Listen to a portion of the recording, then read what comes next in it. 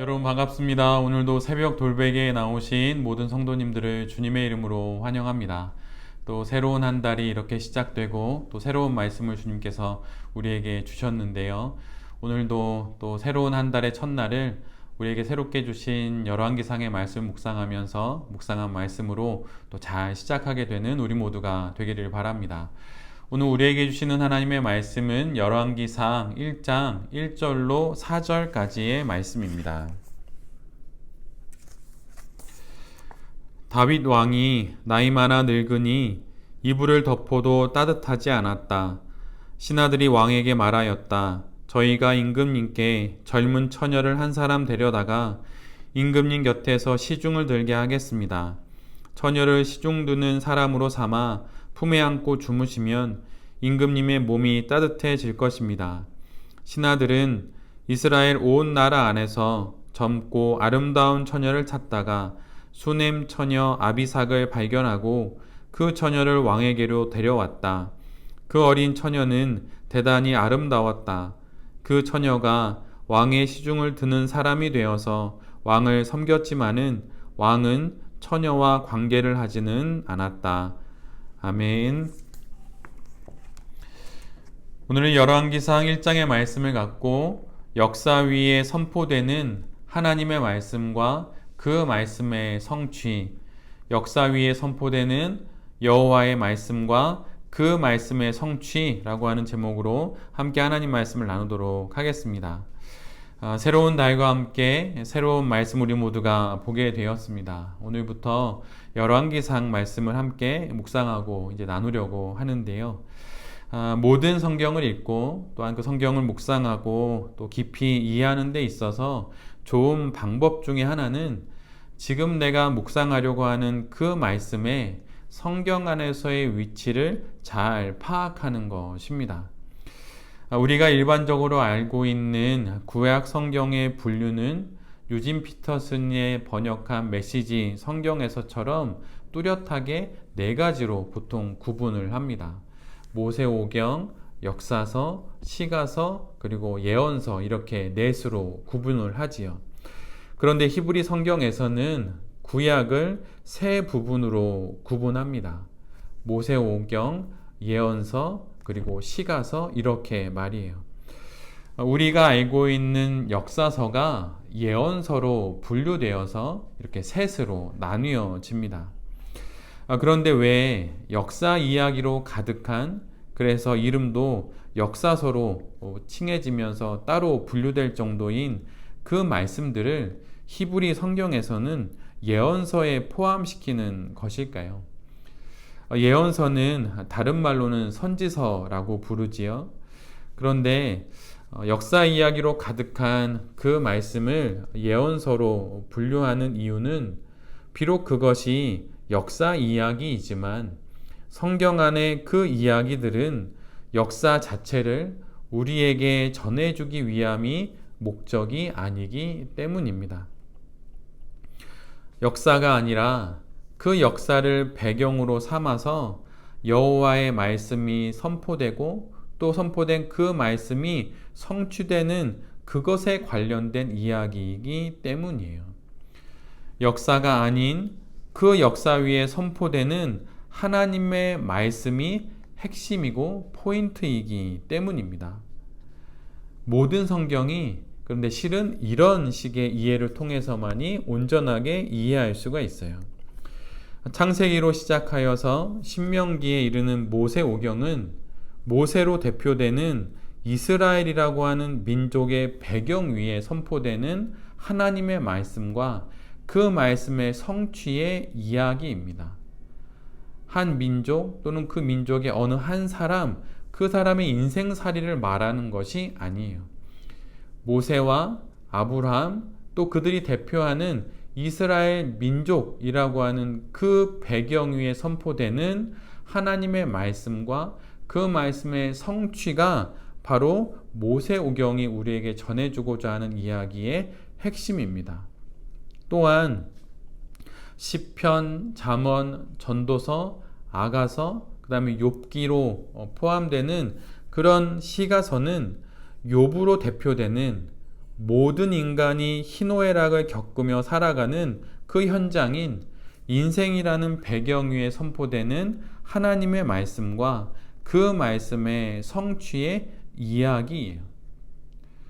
그리고 사무엘 상하와 우리가 함께 보게 되는 열왕기 상하, 역대 상하, 그리고 우리가 알고 있는 수많은 예언자의 이름으로 명명된 구약의 나머지 성경들은 유다와 이스라엘의 역사 위에, 더 구체적으로는 정치 권력 위에 선포되는 여호와의 말씀과 그 말씀의 성취에 관한 이야기입니다.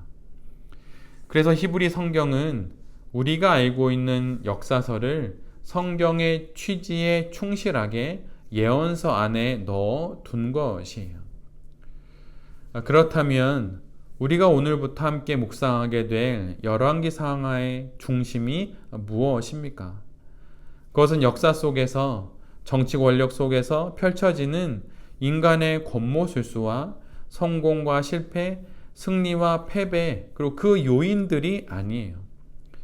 다윗과 솔로몬, 그리고 여러 왕들로 대표되는 역사, 좀 더 좁혀서는 정치 위에 선포되는 여호와의 말씀과 그 말씀을 성취하시는 하나님입니다.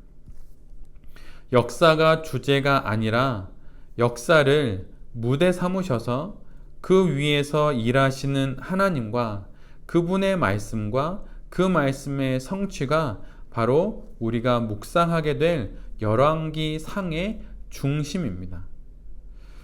그러기에 열왕기 상의 말씀을 묵상하면서 우리의 묵상의 초점이 왕이나 그 왕이 행한 정치적인 행위나 전쟁 등처럼 그런 이야기가 아니라 그것을 배경 삼아서 펼쳐지는 하나님의 말씀과 또 그 말씀의 성취가 되어야 하는 것이죠.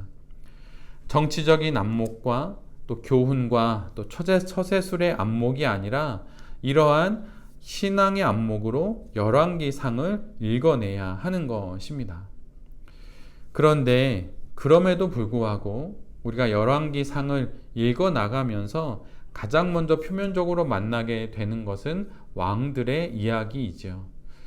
그렇다면 그 왕들의 이야기를 우리가 어떻게 다루어야 하겠습니까?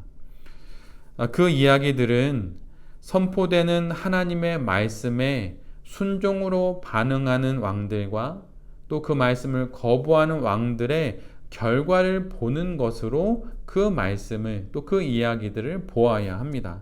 그래서 그 이야기들 속에서 교훈을 얻어야 하는 것이죠.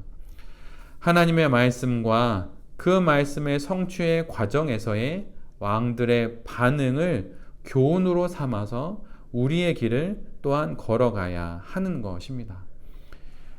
정치 속에서, 역사 속에서 어떤 정치적인 행위를 행하는 그 왕들의 모습에서 그냥 교훈을, 처세술을 바로 얻는 것이 아니라 여호와 하나님의 말씀, 선포된 그 하나님의 말씀과 그 말씀의 성취의 과정에 대한 왕들의 반응을 우리가 교훈으로 잘 삼아서 우리의 길을 걸어가야 하는 것입니다. 그래서 우선순위는 역사적인 교훈이 아니라 선포되는 하나님의 말씀이 먼저라고 하는 것. 그래서 열왕기 상이 예언서에, 하나님의 말씀이 선포되는 예언서에 포함되었다고 하는 것을 우리 모두가 잘 기억해야 할 것입니다. 열왕기 상은 사무엘과 사울 왕 그리고 다윗 왕의 이야기로 이어지는 사무엘 상하 다음에 위치해 있지요. 그래서 사무엘 상하의 이야기를 마치 바톤을 이어받듯 받아서 열왕기상 1장의 처음 이야기는 사무엘 하의 마지막 이야기인 다윗의 그 죽음에 관련된 이야기로 시작하게 됩니다.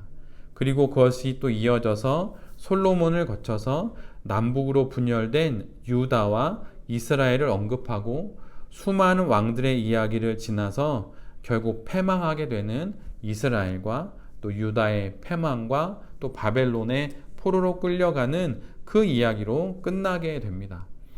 시간상으로는 약 400여 년에 걸쳐 일어나는 그렇게 긴 역사의 이야기이지요. 그리고 이런 열왕기 상하를 지금 읽고 있는 이들은 그 누구가 아닌 바로 이 역사의 최종적인 결론을 자신의 삶으로 직접 받아서 살고 있는 바벨론의 포로로 끌려간 이스라엘의 백성들이에요.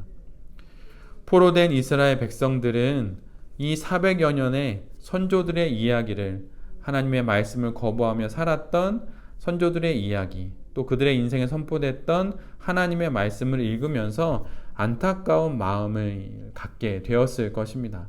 그토록 많은 하나님의 말씀이 선포되었음에도 불구하고 삶의 방향을 바꾸지 않았던 조상들의 모습을 보면서 많이 안타까워했을 것이고, 또 그 결과를 먹고 살아야 하는 자신들의 형편을 보면서 매우 또한 슬퍼했을 것입니다. 그러나 또한 그들은 열왕기 상하의 말씀을 읽으면서 희망도 함께 보게 되었어요. 왜냐하면 이스라엘이 지나온 역사 위에 하나님의 심판의 말씀이 선포되지만, 또 그 심판의 말씀이 자신들의 삶에서 정말 이루어졌지만, 동시에 그들의 역사는 하나님의 신실한 언약 위에 놓여 있다는 것을 또한 열왕기 상하를 읽으면서 보았기 때문입니다. 열왕기 상하, 사무엘 상하, 또 역대 상하는 이미지로 말하자면 마치 이런 식의 모습을 갖고 있어요. 이스라엘을 향한 변치 않는 하나님의 언약 위에 이스라엘의 역사가 펼쳐집니다. 그리고 그렇게 펼쳐지는 이스라엘의 역사 위에 여호와 하나님의 말씀이 선포되고, 선포된 그 하나님의 말씀이 성취되는 것이죠.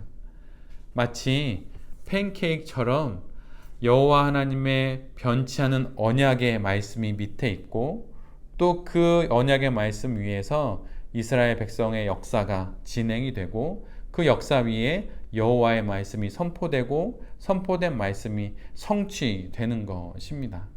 그래서 열왕기상을 읽어 나가면서 바벨론 포로가 되었던 이스라엘의 백성들은 하나님의 말씀과 여호와 하나님의 말씀의 성취도 보게 되고, 또 조상들의 역사의 그 실패를 보기도 하지만, 그 모든 것들이 하나님의 변치 않는 언약 위에 여전히 놓여 있다는 것을 보게 되면서 희망과 또한 소망을 다시 품게 되는 것입니다. 우리의 인생 역시 마찬가지이죠.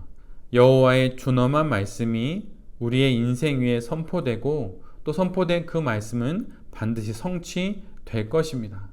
그리고 성취되는 하나님의 말씀, 또 우리에게 들려진 선포된 하나님의 말씀을 들음에도 불구하고 우리는 이스라엘처럼 좌충우돌하며 살아가게 될 것이에요. 그러나 동시에 우리의 인생 역시 이스라엘의 인생처럼 하나님의 변치 않는 언약 위에 있음을 또한 우리가 경험하게 되고, 또한 기억하게 되고, 또한 보게 될 것입니다. 그러기에 우리의 인생이 하나님의 변치 않는 언약 위에 있음을 기억하면서, 또한 하나님의 말씀이 우리의 인생의 비처럼 내리는 그것을 우리가 경험하면서 우리의 인생을 살아가게 된다면, 우리의 신앙 인생이 분명 하나님께서 보시기에 좋은, 참으로 좋다고 말씀하시는 그런 인생이 될 것입니다. 앞으로 열왕기상을 묵상해 나가면서, 그리고 말씀을 삶으로 살아내면서 변치 않는 하나님의 언약 위에 우리의 인생이 놓여져 있다는 것을 알고, 또 그 인생 위에 선포되는 하나님의 말씀을 잘 듣고 묵상하면서 신실한 성도로 살아가게 되는 새벽 돌베개의 모든 성도님들과 또한 제 자신이 될 수 있기를 간절히 기도드립니다. 아멘. 기도하겠습니다. 주님, 우리 인생이 당신의 변치 않은 언약 위에 있음을 보게 하시니 진실로 감사를 드립니다. 그리고 언약 위에 놓인 우리 인생에 선포하신 하나님의 말씀의 성취를 또한 알게 하시니 감사합니다. 열왕기상을 지나며 여호와의 말씀과 그 말씀의 성취가 내 삶에 이루어지기를 더욱 소망하게 되는 우리 모두가 되게 하여 주시옵소서. 예레미야서를 통해 유다의 패망을 보게 하시고 우리를 다시 그 역사에 처음으로 인도하심은 당신의 기쁘신 뜻이 있을 줄 믿습니다. 끝을 보고 다시 처음을 봄으로 우리 신앙 인생의 끝과 처음을 다시 확인하며 더 깊은 신앙 인생이 되는 열왕기상의 묵상의 여정이 되게 하여 주시옵소서. 새로운 한 달이 시작됩니다. 여름을 지나 가을이 되는 계절의 변화처럼 우리의 신앙 인생의 계절도 더욱더 깊어져 가는 이 한 달이 되게 하여 주시옵소서. 새로운 한 달을 주시고 또한 새 말씀을 주시니 주님 진실로 감사를 드립니다. 우리에게 주시는 새 달 또 새로운 말씀을 묵상하면서 우리가 이 인생을 잘 살아가게 하여 주시고 또 이 한 달을 겪게 되는 우리의 모든 일들 가운데 주님 우리 곁에서 임마누엘로 함께하여 주시고 우리의 앞과 우리의 뒤에서 우리를 에베네셀로 도와 주시옵소서. 모든 것을 주님께 의탁하옵고 이 모든 말씀 예수 그리스도의 이름으로 기도드립니다. 아멘.